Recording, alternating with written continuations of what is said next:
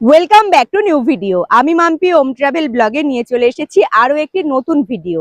আজ আমি আমার ভিডিওর মাধ্যমে তোমাদের একদম কম টাকা খরচা করে দারুণ সুন্দর একখানা জায়গার সন্ধান দেব, যে জায়গাটি কলকাতা থেকে একদম হাতের কাছে।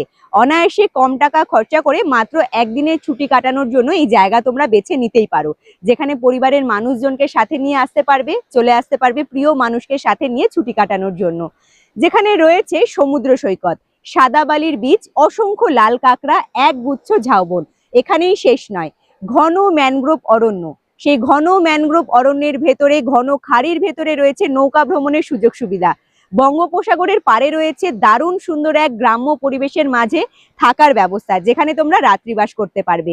শুধু রাত্রিবাসী নয়, যেখানে থাকলে পরে বিপুল সম্ভারে খাওয়ার দাওয়ারের কিন্তু তোমরা ব্যবস্থাও পেয়ে যাবে। আসলে জায়গাটি কোথায়, কিভাবেই বা কলকাতা থেকে তোমরা পৌঁছাবে, পুরো ভ্রমণে কত টাকা খরচা হতে পারে, এ টু জেড ইনফরমেশন তুলে ধরবো এই ছোট্ট ভিডিওটির মাধ্যমে। যে জায়গাটি ঘুরে দেখাবো, তার আশেপাশে ঘুরে দেখার মতো আর কোন কোন জায়গাগুলো রয়েছে, সমস্ত খুঁটিনাটি তথ্য তোমরা জানতে পারবে এই ছোট্ট ভিডিওটির মাধ্যমে। আশা করছি তাই বন্ধুরা আজকের এই ভিডিওটি তোমাদের ভীষণ ভালো লাগবে। তাই নতুন বন্ধুদের বলছি অবশ্যই ওম ট্রাভেল ব্লগ সাবস্ক্রাইব করে হাইপ করে আমার পাশে থাকবে। চলো তাহলে বন্ধুরা আজকের ভিডিওটি এখান থেকেই শুরু করা যাক।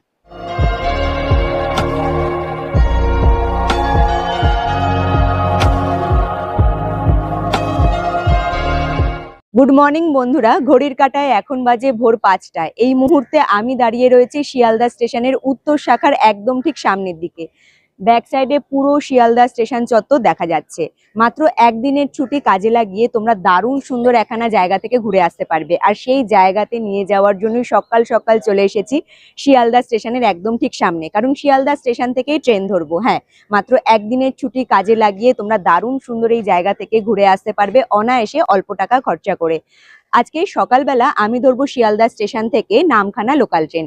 আর নামখানা লোকাল ট্রেনগুলো ছাড়ে শিয়ালদা স্টেশনের দক্ষিণ শাখা থেকে। এখন এই মুহূর্তে যেহেতু উত্তর শাখার সামনে দাঁড়িয়ে রয়েছি, উত্তর শাখার ভেতর দিয়েই সোজা হাঁটা পথে রওনা দেব দক্ষিণ শাখার দিকে।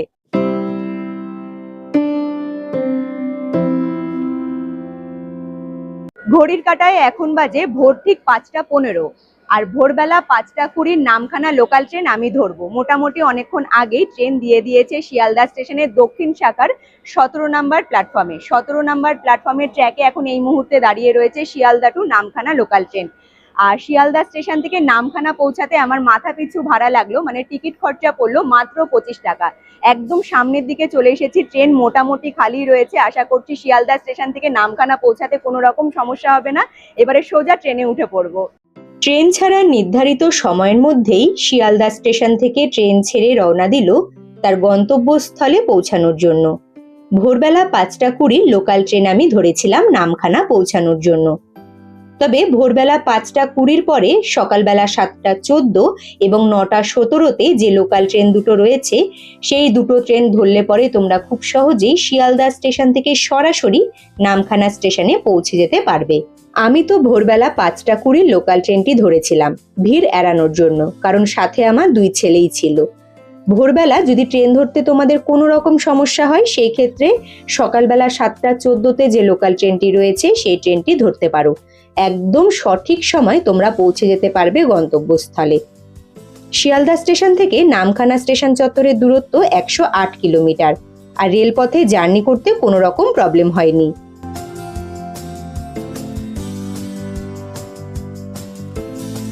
ঘড়ির কাঁটায় এখন বাজে সকাল ঠিক 8টা 2। এই মাত্র পৌঁছালাম আমি নামখানা স্টেশনে। নামখানা স্টেশনের 1 নম্বর প্ল্যাটফর্মের ট্র্যাকে এখনো পর্যন্ত লোকাল ট্রেন দাঁড়িয়ে রয়েছে। এই ট্রেন আবার সোজা নামখানা স্টেশন থেকে শিয়ালদা স্টেশনের উদ্দেশ্যে রওনা দেবে। আর 1 নম্বর প্ল্যাটফর্মের পাশেই রয়েছে বাইরের দিকে বেরোনোর মেন গেট। তাই 1 নম্বর প্ল্যাটফর্মটা ব্যবহার করে সোজা সামনের দিকে এগিয়ে যাব মেন গেটের কাছে। নামখানা স্টেশন চত্বরের বাইরের দিকের এরিয়াটা ভীষণ সুন্দর করে মেনটেন করে রাখা হয়েছে, যার জন্য দেখতেও ভালো লাগে। নামখানা স্টেশন এমনই একখানা জায়গা যেখান থেকে বিভিন্ন জায়গায় ঘুরতে যাওয়া যায়, যেমন বকখালি, মৌসুমী দ্বীপ, আরো অনেক জায়গা রয়েছে। স্টেশন চত্বর থেকে কিছুটা দূর সামনের দিকে এগিয়ে আসলে পরে, কিছুটা দূর বলতে এই যে ব্যাক সাইডে দেখা যাচ্ছে স্টেশন চত্বর, স্টেশন চত্বরের ঠিক উল্টো দিকে রাস্তার ওপরে লাইন দিয়ে দাঁড়িয়ে রয়েছে টোটো। নামখানা স্টেশন চত্বর থেকে এখন আমার প্রথম গন্তব্যস্থল হবে 10 মাইল। 10 মাইলে আমাকে পৌঁছাতে হবে। তবে এসে আমি টোটো ড্রাইভার দাদাদের সাথে কথা বললাম, কেউ চাইছে শেয়ারে 60 টাকা করে, কেউ আবার 50 টাকা করে চাইছে, কেউ আবার বলছে না টোটো রিজার্ভ করতে হবে। বিশ্বাস করো আমি এইখান থেকে টোটো ঠিক করিনি এবং টোটো রিজার্ভও করিনি। 10 মাইল পৌঁছানোর জন্য এখন আমি সোজা চলে যাব মেন রোডে। এই যে সামনের দিকে রাস্তাটা দেখা যাচ্ছে, এই রাস্তাটা ধরে সোজা হাঁটা পথে মেন রোডে যাব। মেন রোড থেকে একদম কম টাকা খরচা করে শেয়ারে রওনা দেব 10 মাইলের উদ্দেশ্যে।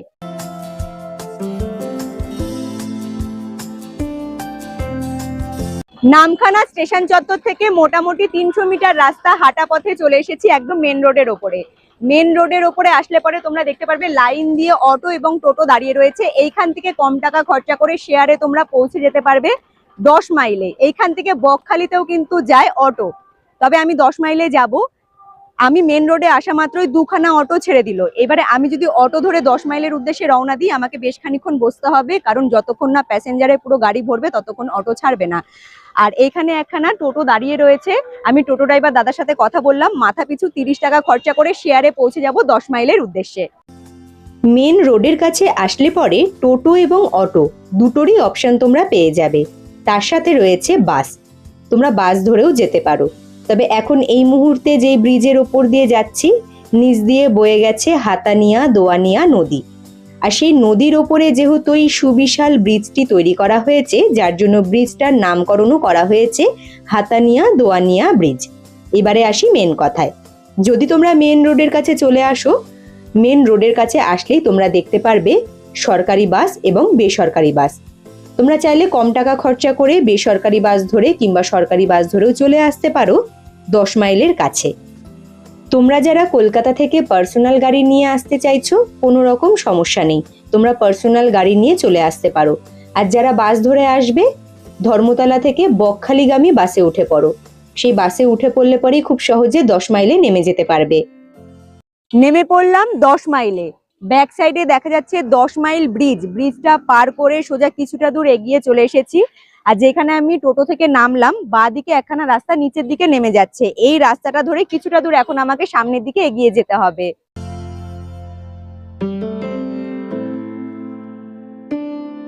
মেন রোড থেকে ঢালু রাস্তা ধরে মোটামুটি 100 মিটার রাস্তা সামনের দিকে এগিয়ে চলে এসেছি। এই যে ব্যাক সাইডের রাস্তাটা দেখা যাচ্ছে, এই রাস্তাটা ধরে কিছুটা দূর এগিয়ে আসলে পরে বড় একখানা গাছের নিচে তোমরা দেখতে পারবে রাস্তার দু সাইডেই দাঁড়িয়ে রয়েছে লাইন দিয়ে টোটো। টোটো স্ট্যান্ড রয়েছে। এই টোটো স্ট্যান্ড থেকে টোটো ধরে সোজা রওনা দেবো আমি লালগঞ্জের উদ্দেশ্যে। আমি জিজ্ঞেস করলাম শেয়ারে কত টাকা করে ভাড়া লাগবে, বললো 15 টাকা করে মাথা পিছু ভাড়া লাগবে। আর মোটামুটি 5 জন হলে পরে টোটো ছাড়বে। আমরা যেহেতু 4 জন রয়েছি, আমি সৌরভ আর আমার সাথে 2 ছেলেও রয়েছে, বাচ্চাদের তো আর ভাড়া লাগে না। 5 জন যতক্ষণ হবে ততক্ষণ আমাকে ওয়েট করতে হবে। আমি 5 জনের জন্য অপেক্ষা করব না। 5 জন থাকলে পরে মাথা পিছু 15 টাকা করে ভাড়া হলে পরে খরচা হয় 75 টাকা। সেখানে আমি 70 টাকা বললাম, দাদা রাজি হয়েছে। 70 টাকা খরচা করে সোজা রওনা দেবো এবারে লালগঞ্জের উদ্দেশ্যে।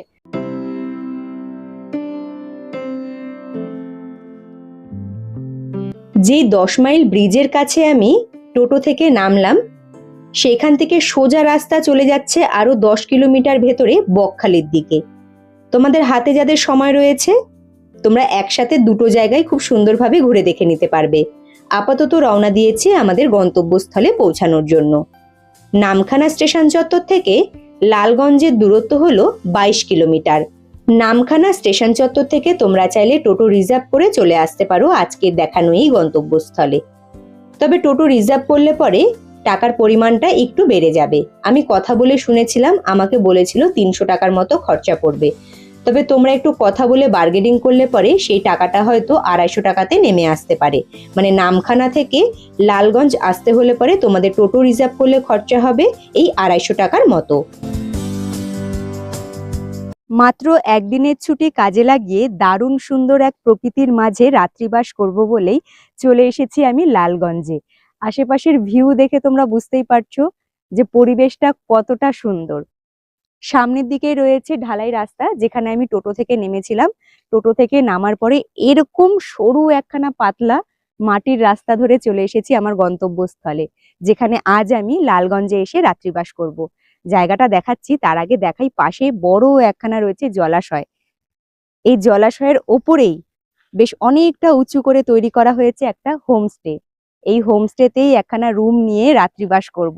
বিশ্বাস করো, মানে একদম শান্তিতে যদি নিজেকে সময় দিতে চাও, নিজের মতো করে কাটাতে চাও, তোমরা এই সব পরিবেশের মধ্যে এরকম সুন্দর একখানা জায়গা বেছে নিতে পারো।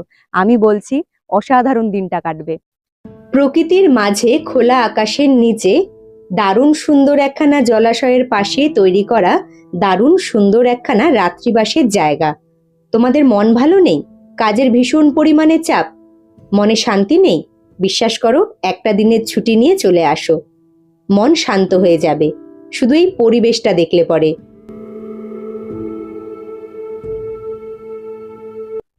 হোমস্টের ভেতরে এন্ট্রি করার মুখেই সামনের দিকে চোখে পড়বে বড় এরকম একখানা গেট।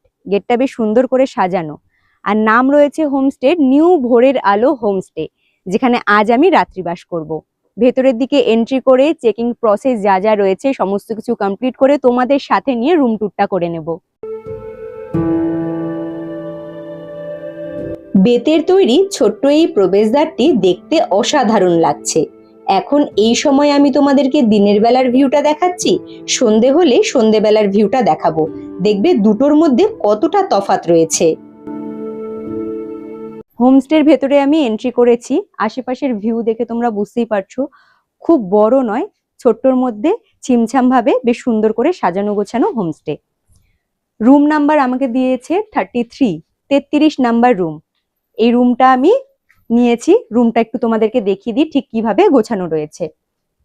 রুমটা বেশ বড়, বড় একখানা বেড রয়েছে, 3টে বালিশ, এই সাইডে রয়েছে ছোট্ট একখানা প্লাস্টিকের টি টেবিল, পাশে রয়েছে সুইচ বোর্ডের ব্যবস্থা, আর বেডের পাশেই রয়েছে ছোট্ট একখানা বেতের জানলা, যা দিয়ে বাইরের দিকের পুকুরটা, যেটা আমি একদম বাইরের দিক থেকে তোমাদেরকে দেখালাম, সেটা দেখা যাচ্ছে। এখানে রয়েছে আরো একখানা সুইচ বোর্ডের ব্যবস্থা, একখানা ছোট্ট আয়না, লাইট, পাখা, এই সমস্ত কিছু দিয়ে রুমটা সাজানো। আর এই সাইডে দেখা যাচ্ছে একখানা জামা কাপড় ঝোলানোর জন্য হ্যাঙ্গার।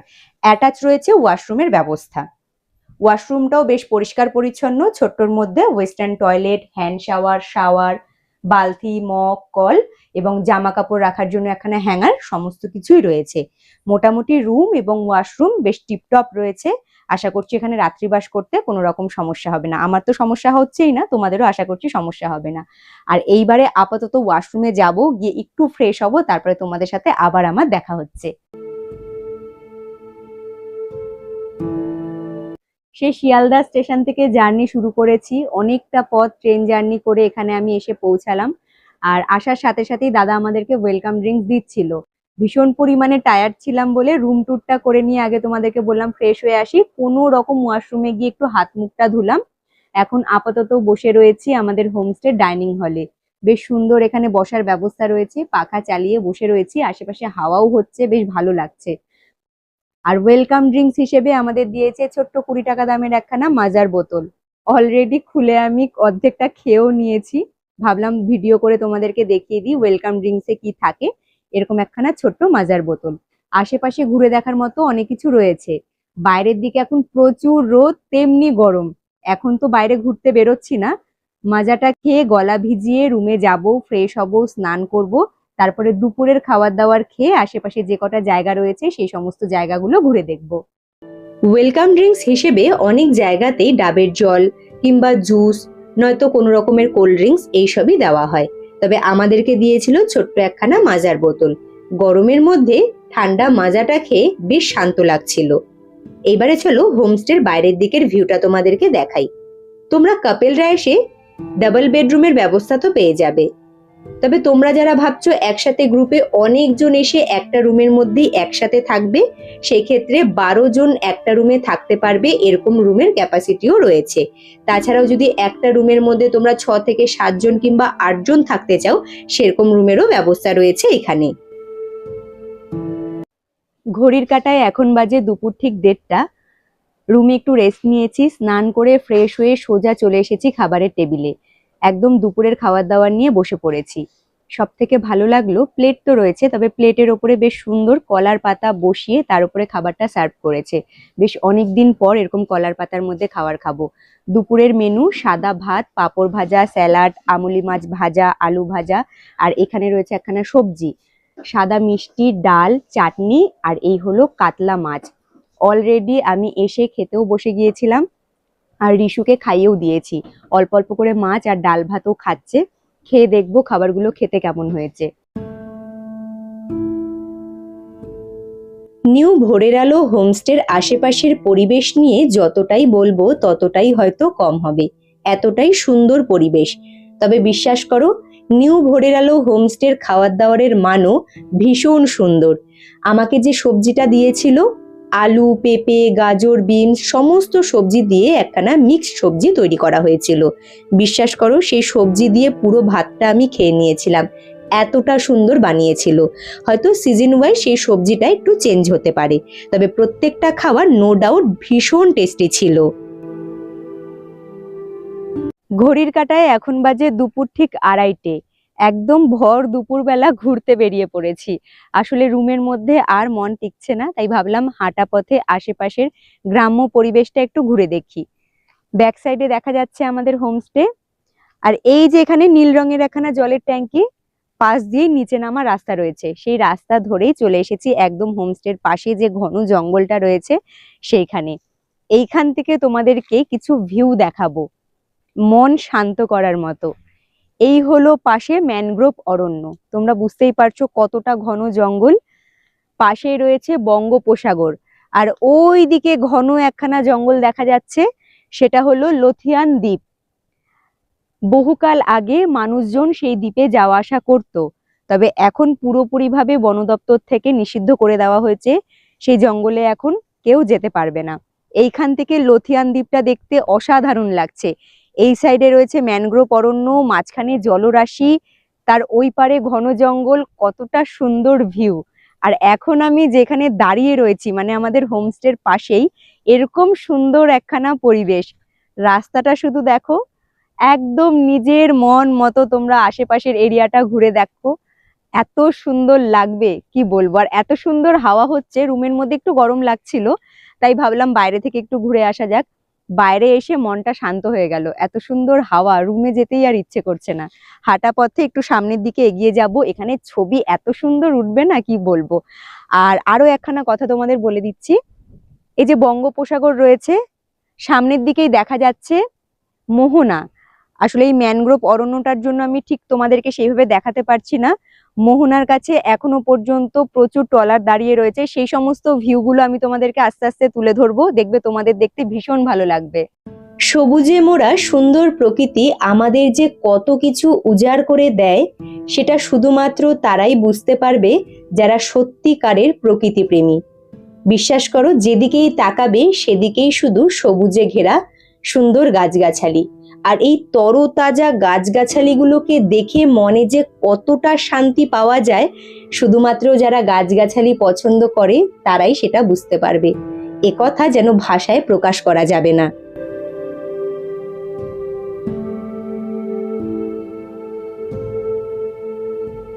কংক্রিটের তৈরি বদ্ধ ঘর থেকে বাইরে বেরোলে সত্যিই জানা যায় যে জগৎটা আসলে কতটা সুন্দর।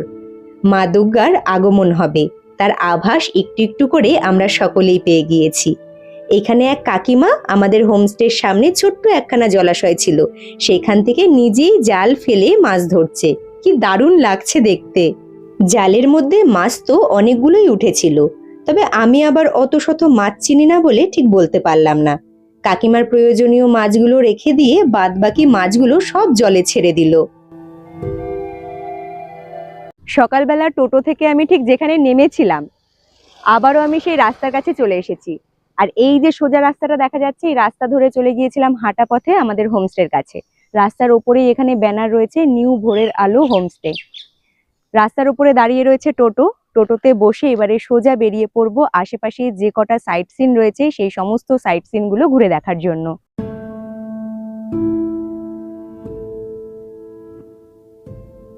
টোটোতে বসে রওনা দিলাম আমাদের হোমস্টের আশেপাশে থাকা সমস্ত সাইট সিনগুলো ঘুরে দেখার জন্য। পরিবেশ দেখে বুঝতেই পারছো, কোথাও আবার ঢালাই রাস্তা, কোথাও আবার কালো পিচে সরু রাস্তা। ঢালাই রাস্তা আর কালো পিচের সরু রাস্তা দিয়ে যেতে তেমন কোনো জার্নি মনে হয়নি, তবে যেখানে যেখানে ইটের রাস্তা ছিল সেখানে একটু কষ্ট হচ্ছিল। তবে বিশ্বাস করো, এই সুন্দর পরিবেশ আমাদের মুগ্ধ করে রেখেছিল। চলে এলাম আমার প্রথম গন্তব্যস্থল ঘুরে দেখার জন্য। ব্যাক সাইডে ওই যে একটা রাস্তা দেখা যাচ্ছে, ঝাউবনের মাঝখান দিয়ে ছোট্ট গোল, ওইখানে টোটো ড্রাইভার দাদা আমাদেরকে নামিয়ে দিল। এবারে হাঁটা পথে এগিয়ে যাচ্ছি।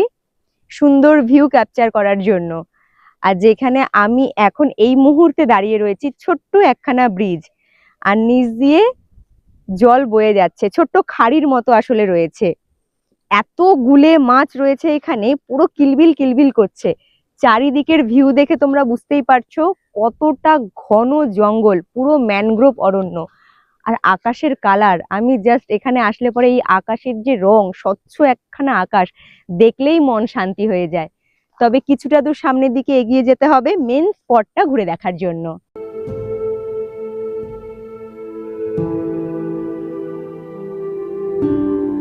ফাইনালি চলে এলাম আমি লালগঞ্জ সমুদ্র সৈকতে। প্রচুর পরিমাণে হাওয়ার বেগ, বুঝতেই পারছো আমাকে দেখে পুরো পাগল পাগল অবস্থা। একদম নির্জন একখানা সমুদ্র সৈকত, লালগঞ্জ সমুদ্র সৈকত। আশেপাশের ভিউ দেখে তোমরা বুঝতেই পারছো কেউ নেই। নিজেদের মতো করে সুন্দর সময় কাটাতে চাইলে পরে এইসব সুন্দর জায়গাগুলো তোমরা বেছে নিতেই পারো। এখন আমি যেই সময় লালগঞ্জ সমুদ্র সৈকতটা ঘুরতে এসেছি, ভাটার সময় বলে জলটা অনেকটা দূরে রয়েছে। জোয়ারের সময় আসলে পরে জল একদম এত দূর চলে আসে, তখন দেখতে আশেপাশের ভিউটা আরো সুন্দর হয়ে যায়। আর এইখানে সাদা বালির ওপরে অসংখ্য লাল কাঁকড়া। লাল কাঁকড়া মানে বুঝতেই পারছো পায়ের আওয়াজ পেলে পরে, এবং কথা যে বলছি সেই আওয়াজেও কাঁকড়াগুলো গর্তের ভেতরে চলে যাচ্ছে। দূর থেকে দাঁড়িয়ে কাঁকড়াগুলোর খেলা দেখছি, চেষ্টা করব ক্যামেরা বন্দি করার, যাতে এই লাল কাঁকড়ার সুন্দর মুহূর্তগুলো তোমাদের কাছে তুলে ধরতে পারি। এর আগের বার আমি যখন লালগঞ্জ সমুদ্র সৈকত ঘুরতে এসেছিলাম, জলের ঢেউ প্রচুর দেখেছিলাম। সত্যি সত্যি এখানে জলের ঢেউ বেশ ভালো। তবে আমাদের ভিজিটিং টাইমিংটা একটু এলোমেলো হয়ে যাওয়াতে ভাটার সময় জলটা অনেকটাই পিছিয়ে গিয়েছিল। লালগঞ্জ সমুদ্র সৈকতে এসে শুধুমাত্র তোমরা সমুদ্র সৈকত দেখবে, লাল কাঁকড়া দেখবে তা শুধু নয়, সাদা বালি বিচের পাড়ে এরকম সারিবদ্ধভাবে অসংখ্য জায়গা জুড়ে রয়েছে ঝাউবন। যে ঝাউবনের ভিউটা অসাধারণ লাগছে। আমি তোমাদেরকে বাইরের দিক থেকে এই ভিউটা দেখাচ্ছি। যদি তোমরা ভেতরের দিকে যাও, ভেতরের দিকে যাওয়ার রাস্তাও রয়েছে। ভেতরের ভিউটা এত সুন্দর, আর প্রচুর পাখির আওয়াজ হচ্ছে। এইখান থেকে দাঁড়িয়ে চারিদিকের ভিউটা ক্যাপচার করব এবং তোমাদের কাছে তুলে ধরবো। দেখবে তোমাদেরও দেখতে ভীষণ ভালো লাগবে।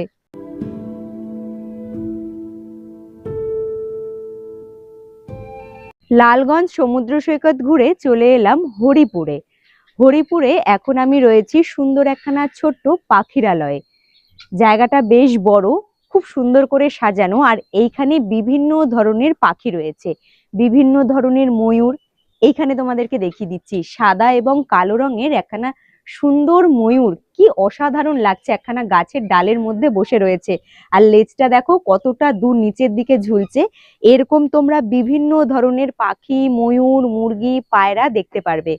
আমি অবশ্যই তোমাদেরকে বলবো, যদি তোমরা লালগঞ্জ সমুদ্র সৈকত ঘুরতে বেরো, তাহলে অবশ্যই বলে দেবে যে তোমরা এই জায়গাটাতেও ভিজিট করতে চাইছো। হরিপুরের ছোট্ট একখানা পাখিরালয়। আর সামনের দিকে এই যে নেট দিয়ে ঘেরা জায়গাটা দেখা যাচ্ছে, ওর ভেতরে প্রচুর রকমের পাখি রয়েছে। আর এইদিকে দেখো কত রকমের ময়ূর। এক ধরনের প্রজাতির ময়ূর আমাকে বলল দেখতে অসাধারণ লাগছে, ফার্স্ট টাইম দেখলাম আমি এই ধরনের ময়ূর। সামনের দিকে দেখা যাচ্ছে বড় বড় দুটো ইমু পাখি, আর ইমু পাখি দুটোও ছাড়া রয়েছে।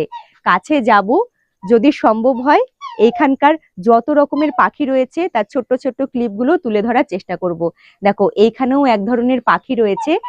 আমি যখন এসেছিলাম কি সুন্দর আওয়াজ করছে দেখো, আর গলাটা কত দূর তুলে দিচ্ছে উঁচুতে, কি দারুণ লাগছে দেখতে। ছোট্ট একখানা জলাশয় দেখো, একদম পুকুরের পাশে রয়েছে ছোট্ট একখানা নৌকো, আর ওইদিকে প্রচুর রাজহাঁস রয়েছে। আমি অত দূরে যাব না, এখান থেকে চারিদিকের ভিউটা ক্যাপচার করার চেষ্টা করব।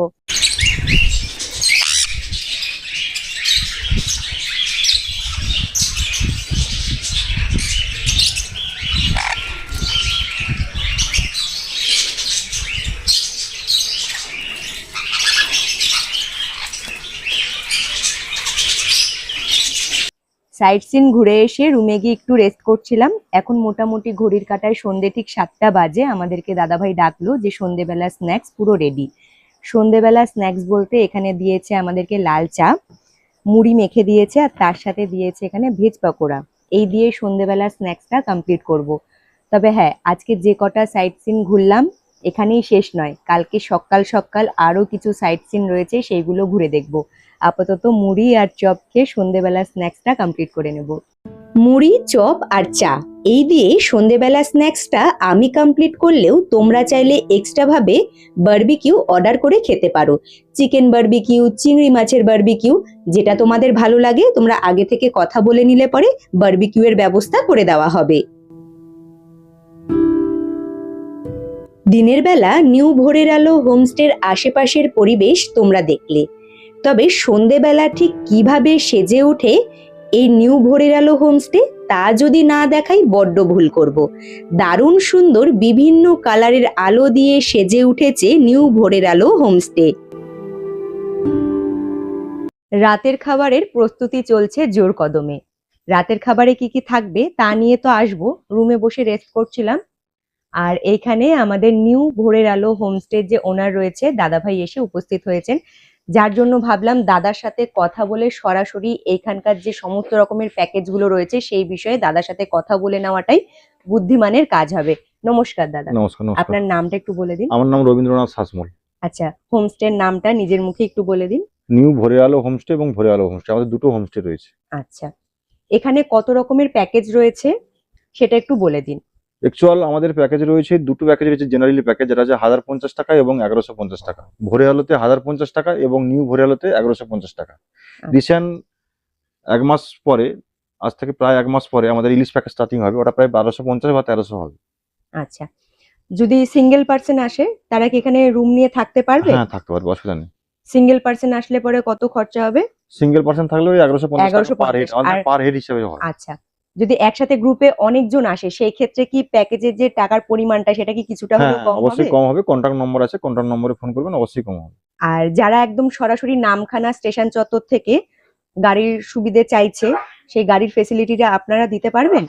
হ্যাঁ, মানে সরাসরি নামখানা স্টেশন থেকে এখানে চলে আসবে? ডাইরেক্ট চলে আসবে, ওখান থেকে অটোমেটিক পাওয়া যায়। না যদি কেউ পেতে পারে তাহলে আমাদের সঙ্গে যোগাযোগ করলে আমরা কন্ট্যাক্ট করে দেবো, অসুবিধা নেই। আচ্ছা, আমি তো কেটে কেটে এসছি, তোমরা দেখলে আমি কিভাবে শেয়ারে কম টাকা খরচা করে এসছি। তোমরা যারা সরাসরি নামখানা স্টেশন থেকে একদম নিউ ভোরের আলোতে আসতে চাইছো তোমরা কন্ট্যাক্ট নাম্বারে যোগাযোগ করে নিতে পারবে, দাদারা কিন্তু গাড়ির ব্যবস্থা করে দেবে। এখানে আশেপাশে ঘুরে দেখার মতো যে জায়গাগুলো রয়েছে আমি কয়েকটা জায়গা ঘুরে দেখেছি। এই জায়গাগুলো ঘুরে দেখতে হলে যে এই যে টোটো ভাড়াটা রয়েছে কত টাকা খরচা হতে পারে? অ্যাকচুয়াল বলি, আমাদের প্যাকেজের মধ্যে রয়েছে একটা সাইট সিন, যেটা অ্যাকচুয়াল প্যাকেজের মধ্যে রয়েছে বোট রাইড রয়েছে। এছাড়াও আমাদের দুটো বোট রাইড রয়েছে, যেটা যে সিক্রেট সি বিচ এবং ভাগবতের কুমির প্রকল্প। ওগুলো প্যাকেজের বাইরে আমাদেরকে পে করতে হবে, আমরা অ্যারেঞ্জ করে দেবো। এছাড়াও বাই রুটে সাইট সিন রয়েছে, যেমন Kalistan sea beach, Kargil sea beach, Fraserganj, Bakkhali, এবং সঙ্গে আমাদের একটা বার্সের এর প্রজেক্ট রয়েছে, ওখানেও যেতে পারবেন। এগুলো টোটাল খরচা হয় 550 থেকে 600 টাকা পার 5 হেড এর উপর নির্ভর করে। মানে একটা টোটোতে 5 পাঁচজন জন থাকবে, 550 থেকে 600 টাকা নেয়। মোটামুটি সমস্ত কিছুই আমি জানিয়ে দিলাম, দাদা বলেই দিল। কন্টাক্ট নাম্বারটা নিজের মুখে একটু জানিয়ে দিন। 9733960850। এছাড়াও আলাদা আলাদা নম্বর আছে, ওগুলো আমি ডেসক্রিপশনে পেয়ে যাবেন, অসুবিধা নেই। আচ্ছা, আমি ভিডিও স্ক্রিনেও দিয়ে দেবো, তোমরা চাইলে সরাসরি সেই সমস্ত কন্টাক্ট নাম্বারে যোগাযোগ করে নিতে পারবে, একদম দাদার সাথেই কথা হয়ে যাবে, তাই তো? একদম একদম। আপাতত রান্নার তোড়জোড় চলছে, রুমে যাব একটু রেস্ট নেব। ভাবছি বাইরের দিক থেকে একটু ঘুরেই আসবো। বাইরের দিক থেকে ঘুরে এসছি, বাইরের দিকটা বেশ সুন্দর আলো দিয়ে সাজানো হয়েছে। আশেপাশের এরিয়াটা ঘুরে দেখে রুমে চলে যাব। রান্না বান্না হলে পরে রাতের খাবারে কি কি থাকছে তা নিয়ে সরাসরি একদম চলে আসবো খাবারের টেবিলে। রয়েছে ডিজে সেটআপ, তোমরা চাইলে বক্সে গান বাজিয়ে সন্ধেবেলাটা বেশ সুন্দর নাচানাচির মধ্যে দিয়েই কাটাতে পারো। তবে হোমস্টের পাশে যে সুন্দর বসার জায়গাটি রয়েছে সেখানে বসে আমরা বেশ খানিকক্ষণ সময় কাটিয়েছিলাম। ঘড়ির কাঁটায় এখন সময় বলছে রাত্রি ঠিক 10টা। বসে পড়েছি ডাইনিং হলে রাতের খাবার নিয়ে। রাতের মেনু সাদা ভাত, পাঁপড় ভাজা, আলু পটলের তরকারি, পটল ভাজা, এখানে রয়েছে শসা, আর এই রয়েছে আলু ভাজা, চাটনি, আর সাথে রয়েছে বাটি ভর্তি চিকেন কষা। এই হলো চিকেন। এই দিয়ে রাতের খাবার কমপ্লিট করে নেব। রিশু সোনা ঘুমিয়েছিল, ও অনেকটা টায়ার্ড আর শরীরটাও ওর খুব একটা ভালো নেই, তো এসেই বলছে মা আমি চিকেন দিয়ে একটু ভাত খাবো। যাই হোক, রাতের খাবারটা কমপ্লিট করে নিই আর খেয়ে দেখি খাবারগুলো খেতে কেমন হয়েছে। একদম নর্মাল ছিমছাম খাবার দাবার। খেতেও প্রত্যেকটা খাবার সত্যি আমার ভীষণ ভালো লেগেছিল। চিকেনটা একদম ঘরোয়া ভাবে তৈরি করা, লাল করে বেশ বড় বড় আলু দিয়ে তৈরি করেছিল চিকেনটা, যার জন্য খেতে ভীষণ টেস্টি হয়েছিল। আর প্রথমে আমি চিকেনটাই ট্রাই করে দেখেছিলাম। রিশু বলেছিল চিকেন দিয়ে খাবার খাবে, তবে শেষেও আলু পটলের তরকারি দিয়ে অল্প ভাত খেয়েছিল। রাতের খাবার খেয়ে সোজা ঘুমিয়ে পড়েছিলাম। দেখা হচ্ছে সকালবেলা।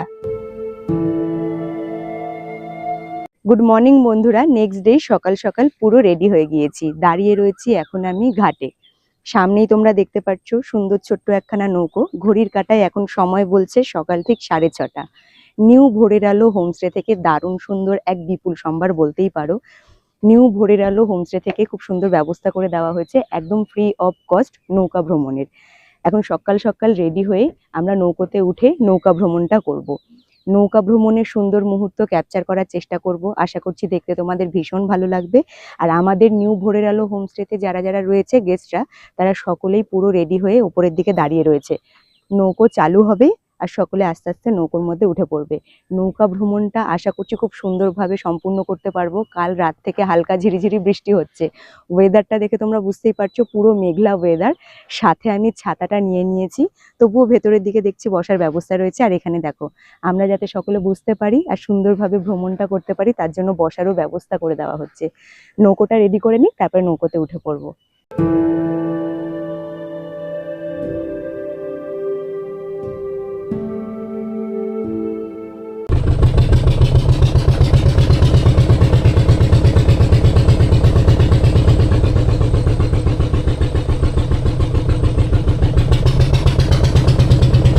তবে এই যে চারিদিকের ভিউটা, বিশ্বাস করো সুন্দরবনের ফিল আসছে। মানে সুন্দরবন ঘুরতে গিয়েও এত ঘন খাড়ির ভেতরে আমরা এন্ট্রি করিনি। লয়ালগঞ্জ বা লালগঞ্জ সমুদ্র সৈকত ঘুরতে এসে যতটা ঘন জঙ্গলের মধ্যে দিয়ে নৌকাটা আমাদেরকে নিয়ে যাচ্ছে, অসাধারণ লাগছে। সামনের দিকের ভিউটা একদম চেঞ্জ হয়ে গেল, একদম খাড়ির ভেতর থেকে আমরা বঙ্গোপসাগরের দিকে এবারে পাড়ি দিচ্ছি।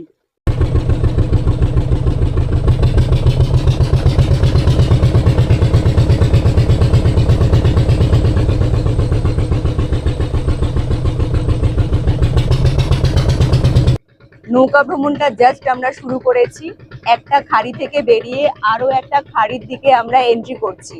তবে মাথায় দেখতেই পাচ্ছো হালকা ঝিরিঝিরি বৃষ্টি। আমাদের নৌকা ভ্রমণে যারা সঙ্গীরা রয়েছে, নৌকোতে যারা রয়েছে, তারা সকলেই ছাতা মাথায় বসে রয়েছে। আমি ভিডিওটা শুট করছি বলে ছাতাটা আর নিইনি। যাকে বলে ইলশে গুড়ি বৃষ্টি, একদম টিপ টিপ করে হালকা ঝিরিঝিরি বৃষ্টি হচ্ছে। এই ওয়েদারটা দারুণ সুন্দরভাবে এনজয় করছি।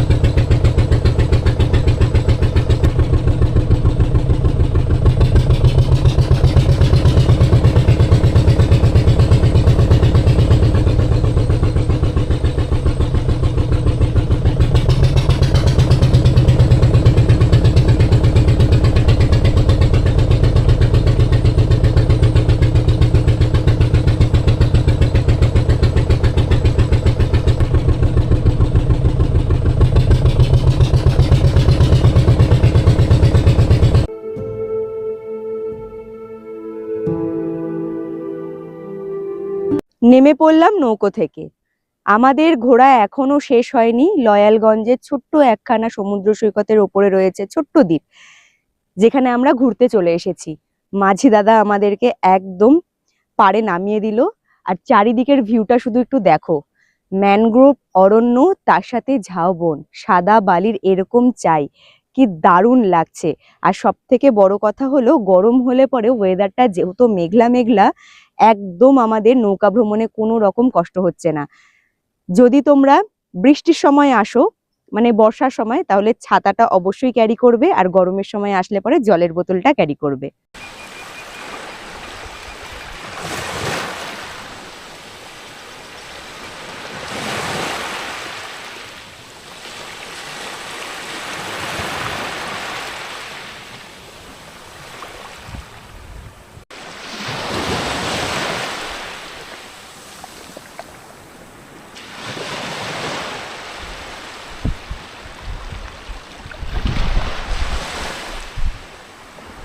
কতটা নির্জন সমুদ্র সৈকত তোমরা চারিদিকের ভিউ দেখে একটু হলেও আন্দাজ করতে পারছো।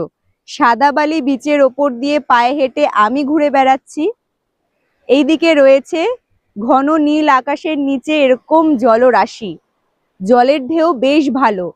আর একদম সকাল সকাল বেরিয়েছি, আমার সাথে দুই ছেলেই রয়েছে।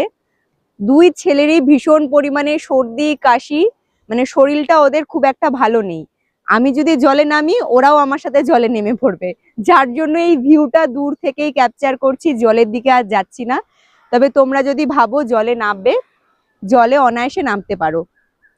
আমাদেরকে এই জায়গাটা ঘোরার জন্য বেশ অনেকক্ষণ সময় দিয়েছে। এরকম তোমরা ঘন নীল আকাশের নিচে জলরাশি তো দেখতে পারবে, তেমনি রয়েছে এই পারে দারুণ সুন্দর সবুজে মোড়া একদম ঝাউবন। মানে সাদা বালির সাথে সবুজের যে কম্বিনেশন এত সুন্দর লাগছে কি বলবো। আর আমি এখানে আসলে পরে একটা জিনিসের ওপরে ভীষণ পরিমাণে ফিদা হয়ে যাই, যেটাকে বলে এখানকার আকাশ এত সুন্দর ক্লিয়ার দেখায় না কি বলবো। আর এখন যেহেতু মেঘলা মেঘলা ওয়েদার, বুঝতেই পারছো আকাশটা একদম গম্ভীর অবস্থায় রয়েছে। কিন্তু কাল যখন এসেছিলাম পুরো আকাশটা ক্লিয়ার, মানে এত সুন্দর ছবি ওঠে এখানে আসলে পরে কি বলবো, মন ছুঁয়ে যাওয়ার মতো।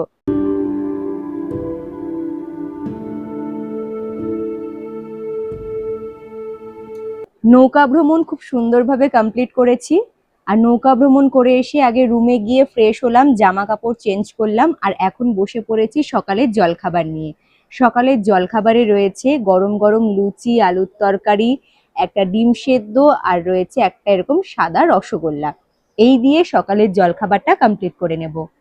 নিউ ভোরের আলো হোমস্টেতে থেকে আমি আশেপাশে থাকা যে সাইট সিনগুলো ঘুরে দেখেছিলাম টোটো করে, সেই টোটো ভাড়াটা শুধুমাত্র বাদ দিয়ে নিউ ভোরের আলো হোমস্টেতে এসে থাকা, খাওয়া, সকালবেলা নৌকা ভ্রমণ সমস্ত কিছুটাই ছিল একখানা প্যাকেজের মধ্যে।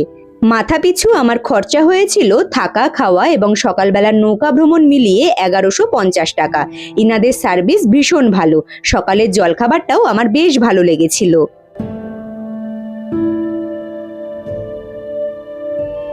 সকালে জলখাবার কমপ্লিট। এখন এই মুহূর্তে দাঁড়িয়ে রয়েছে নিউ ভোরের আলো হোমস্টের একদম মেন গেটের সামনে। একটা দিন আমার ভীষণ সুন্দর কাটলো। আশেপাশের গ্রাম্য পরিবেশ, নৌকা ভ্রমণ, খাওয়া দাওয়া সমস্ত কিছু বেশ আমার ভালো লেগেছে। এবং এখানে এসে আমি যে পরিষেবাটা পেয়েছি, এখানকার আশেপাশের ভিউ সমস্ত কিছু ভিডিওর মাধ্যমে তুলে ধরেছি, তোমরা তো সম্পূর্ণটা দেখেছো। যদি তোমাদের মনে হয় একটা দিনের ছুটি কাটানোর জন্য তোমরা এখানে এসে থাকবে, নিউ ভোরের আলো হোমস্টেতে এসে রাত্রিবাস করবে, কন্ট্যাক্ট নাম্বারটা আবারও আমি ভিডিও স্ক্রিনে দিয়ে দিলাম, তোমরা চাইলে আগে থেকে যোগাযোগ করে রুম বুক করে নিতে পারো। সকালের জলখাবার কমপ্লিট করে আগে রুমে গিয়ে ব্যাগপত্র গুছিয়েছি। একদিনের ছুটিতে এসেছি, তেমন তো বেশি ব্যাগপত্র নিয়ে আসিনি, ছোট্ট একখানা পিঠের ব্যাগ যার মধ্যে দু একটা জামা কাপড়। এবারে সোজা এখান থেকে চেক আউট করে বেরিয়ে পড়বো আমি নামখানা স্টেশনের উদ্দেশ্যে। কালকে নামখানা স্টেশন চত্বর থেকে ঠিক যেইভাবে নিউ ভোরের আলো হোমস্টেতে এসেছিলাম, ঠিক সেইভাবেই নিউ ভোরের আলো হোমস্টে থেকে নামখানা স্টেশনের উদ্দেশ্যে রওনা দেব। আর নামখানা স্টেশন থেকে ট্রেন ধরে সোজা রওনা দেব আমি শিয়ালদা স্টেশনের উদ্দেশ্যে। শিয়ালদা স্টেশন থেকে আমি পাড়ি দেব আমার গন্তব্যস্থল, মানে আমার বাড়ির উদ্দেশ্যে। আজকের এই সম্পূর্ণ ভিডিও তোমাদের কেমন লাগলো অবশ্যই আমাকে কমেন্ট করে জানিও, ভালো লাগলে পরে লাইক করে দিও। আর নতুন বন্ধুরা যারা ভিডিওগুলো দেখছো কিন্তু এখনো পর্যন্ত ওম ট্রাভেল ব্লগ সাবস্ক্রাইব করোনি, তারা চট জলদি করে ওম ট্রাভেল ব্লগ সাবস্ক্রাইব করে হাইপ করে আমার পাশে থাকতে পারো। আর যে সকল বন্ধুরা চ্যানেলটি সাবস্ক্রাইব করে হাইপ করে আমার পাশে রয়েছে তাদের অসংখ্য ধন্যবাদ, তারা এইভাবেই আমাকে সাপোর্ট করো, আমার পাশে থেকো। আজকের মতো টাটা, দেখা হচ্ছে তোমাদের সাথে খুব তাড়াতাড়ি নেক্সট ভিডিওতে। তোমরা ভালো থেকো, সুস্থ থেকো, টাটা।